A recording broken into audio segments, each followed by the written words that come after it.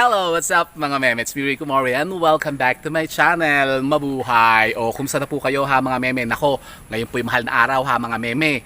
Baka naman po kayo ha mga meme kung ano-anong pinagagawa nyo dyan. Kayo malahimik sa bahay po ninyo. At kayo po ha mga meme, manood na lang po ng mga videos natin ha mga meme. Kasi marami po tayong i-share ngayon ng mga napaka-interesting na topic. Katulad po nito ha mga meme. Ngayong mahal na araw po ha mga meme, particularly po ngayong pong Biyernes Santo.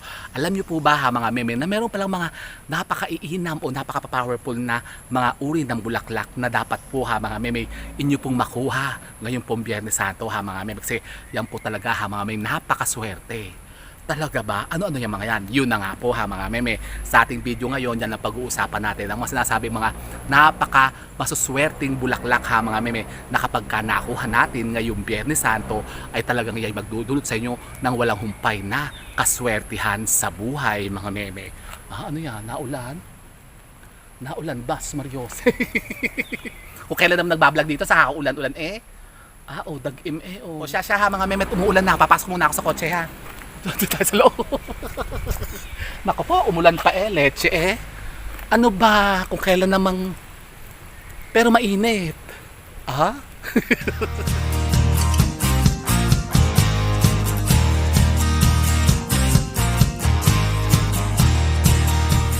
Kung kailan naman nagbablog dito, saka na mabubunghat ng ulan to leche Nakakainis. Teka, ako muna yung mag-retouch ha mga memet. Ako'y hagardong Versosa na o tingnan nyo. Parang putlang-putla ang tsura ko. Bakit kaya? Visit kasi itong ulan na to. Kailan ako yung nakaset up na doon sa labas outdoor vlog pa man din ako ngayon. Teka, kayo ano muna, parang tayo pumula-pula naman ng labi. Nakakahiya sa inyo Yan, para tayo fresh. Naku, parang napapula ata So ayun na nga po ha mga meme, sa mapagpalang araw naman po sa inyong lahat. At ngayon nga po ha mga meme, mahal na araw na. At ito po ha mga meme, ay bukas ay gawin po ninyo. Nako, kasi bukas po ha mga meme, Biyernes Santo. Kung kayo po ha mga meme, may mga alaga dyan, meron halimbawa kayong ginagamit ng mga pampaswerte, mutya o mga anting-anting, nako, yan po ha mga meme, ikonsagra po ninyo bukas, Biyernes Santo po ha mga meme. Kayo po yung mamundok. Mamundok. Opo ha mga meme, pumunta kayo sa mga mga lugar na tahimik, to sa mga halimbawa gubat-gubat, bundok ha mga meme, mga ilog-ilog, dagat ha mga meme. Kasi yan yung mga pinakamaiinim na lugar po ng pagkukonsagra ng ating mga ginagamit na mga, yun na nga, yung gamit natin ha mga meme, mga butya, pampaswerte, mga anting-anting ha mga meme. Yan, palalakasin po natin sila ha mga meme, bukas, Biyernes Santo po. Anong oras? Umaga po ha mga meme, kayo mag-inot-inot na. Lumarga na kayo, halimbawa pumunta kayo sa bundok ng Banahaw o sa bundok ng Apo. Yan, basta kung saan kayo, bundok ba ng Apo? Bundok ng Mayon, pwede. Basta't meron pong bundok dyan sa mga lugar niyo o mga gubat-gubat. Katulad po dito ha mga meme sa UP. Dito po kasi maraming forest. Yan sa forestry po. Yan. Pwede po kayo dyan ha mga meme mag-konsagra ng inyong pong mga anting-anting. Dapat po ha mga meme nasa labas kayo. Halimbawa sa mga ilog-ilog, yan sa Dolores Quezon, doon sa Kinabuhayan, sa ilog ng Kinabuhayan. Doon sila nagko-konsagra usually ng mga ganyan, mga ginagamit na yan, mga pampaswerte, mga mutya-mutya, mga anting-anting. Yan, diyan din lang ginagawa yan ha mga meme, mga antingero.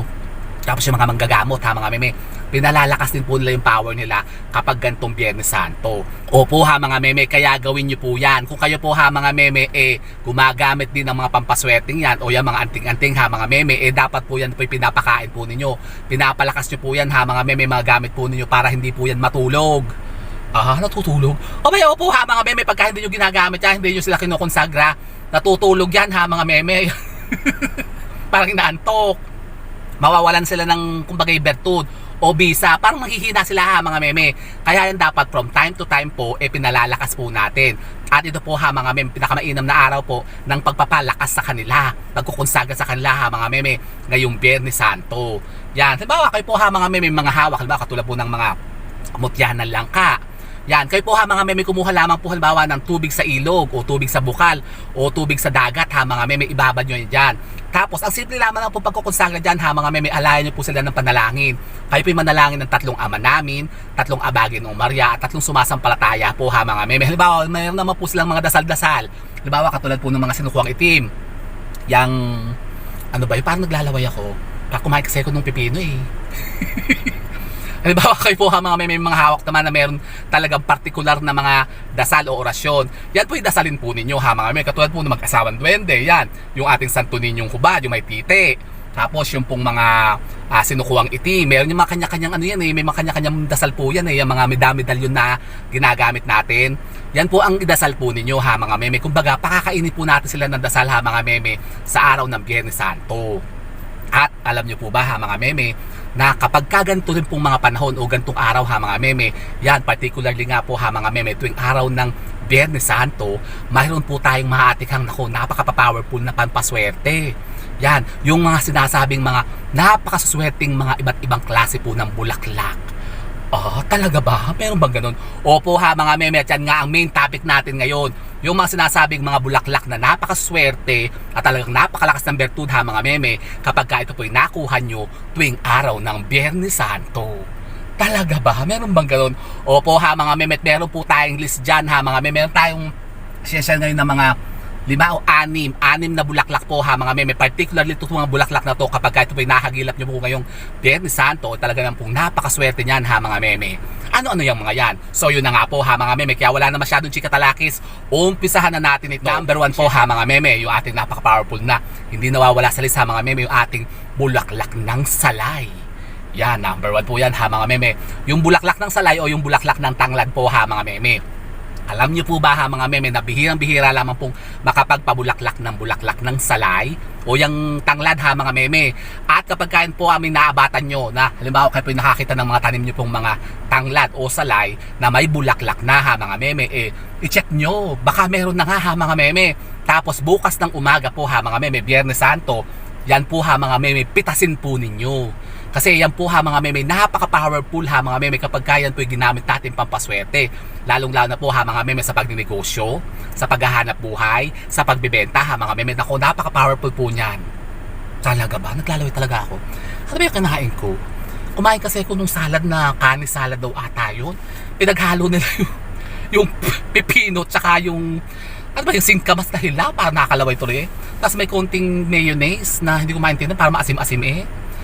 Yung umu-order kasi ako nung kanina ng ano, yung chowking. Ang daming tao sa chowking. Ay na-order ko yung bugong chicken. Tapos may side dish siya ng salad ata. Kanis salad daw yun. Ewan ko ba kung ano lasa. Parang maalansa eh. Yung may crab stick. Nako, hindi masarap eh. Naglalaway tuloy ako.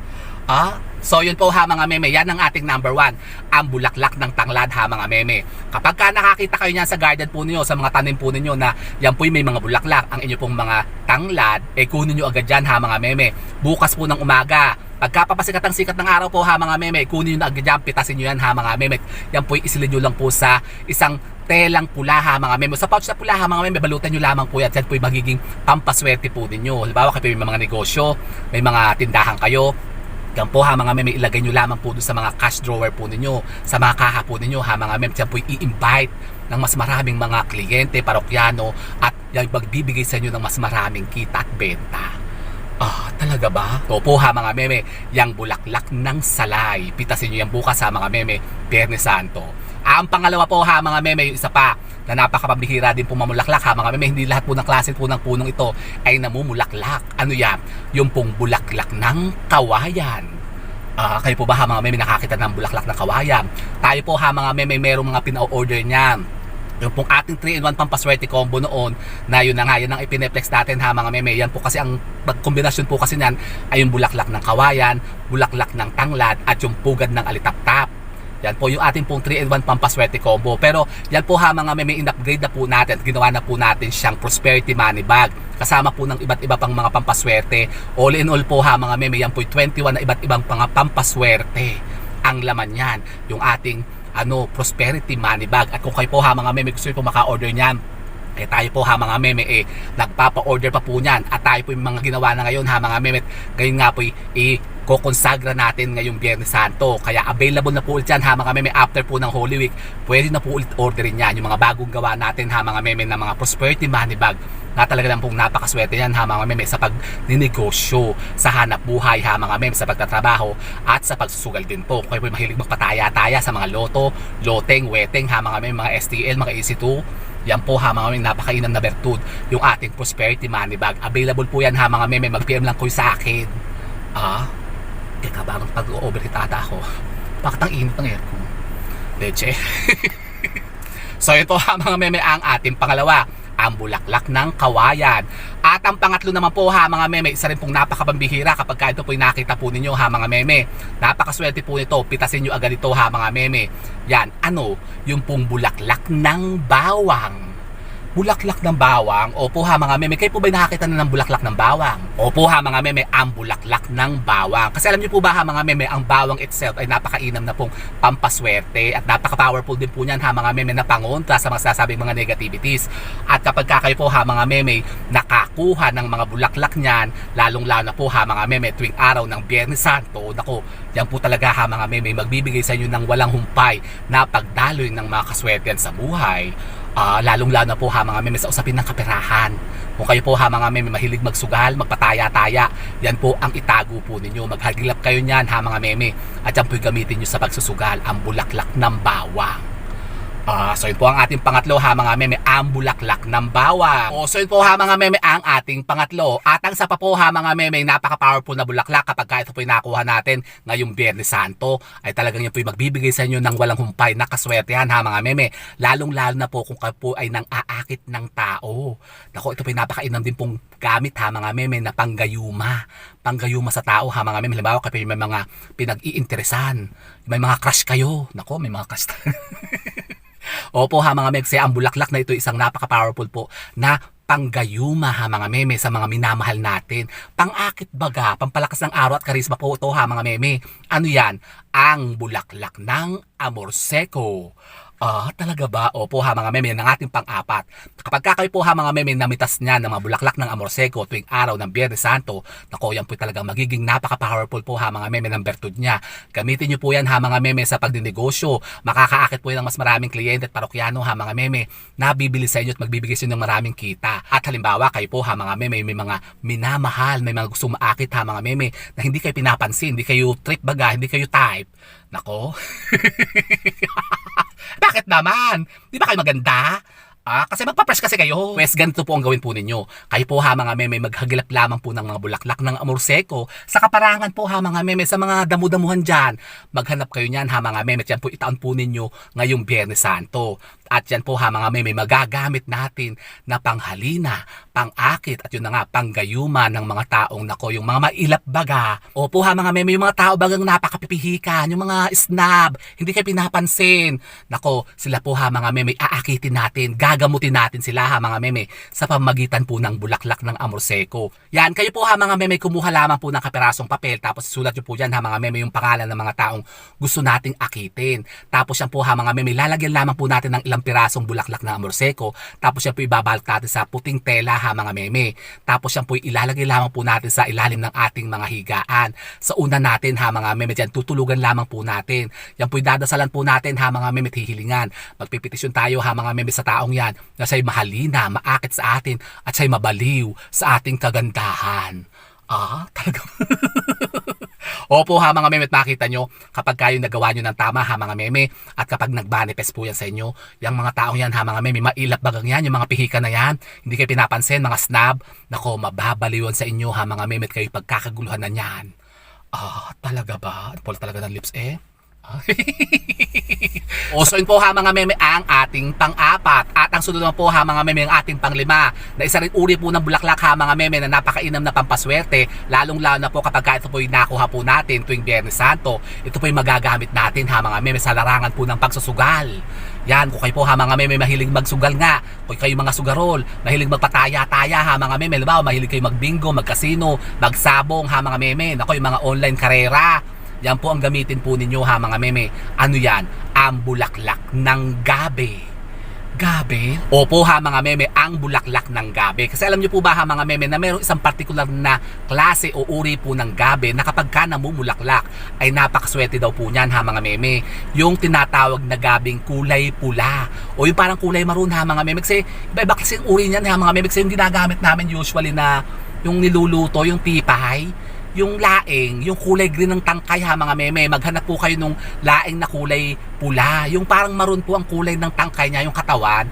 Yun po ha mga meme. Kapag kayo namulaklak, yun po ang kunin po ninyo. At yan po yung magagamit nyo po ha mga meme. Kung kayo nga po ay mahilig magpasugal-sugal.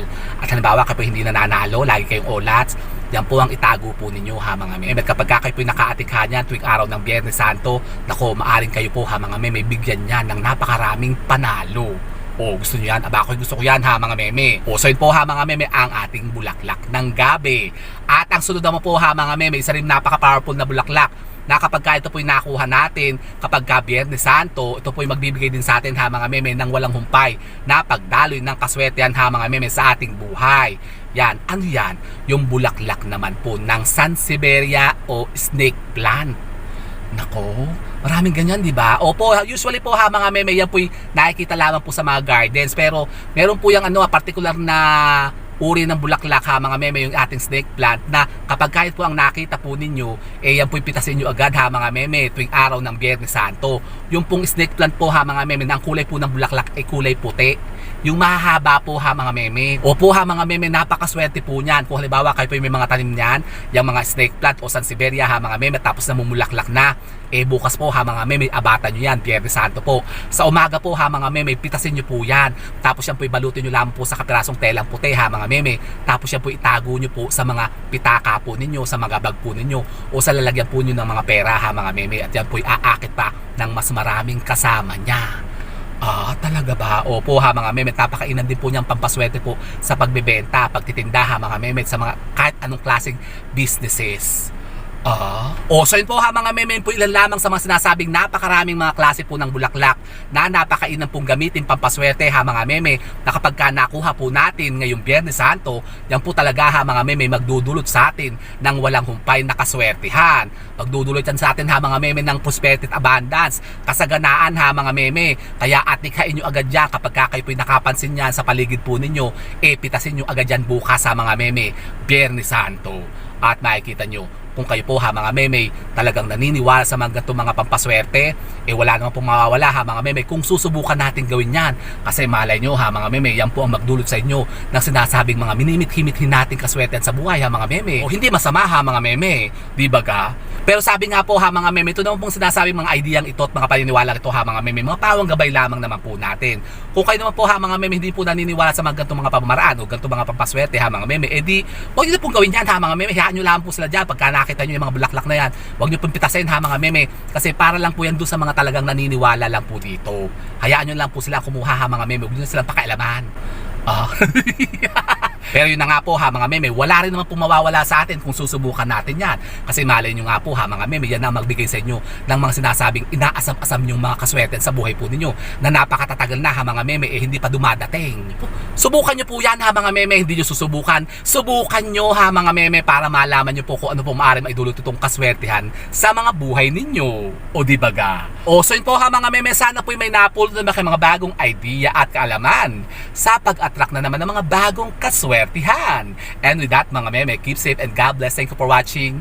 And don't forget to subscribe my channel. I know you like it. And don't forget to brush your teeth.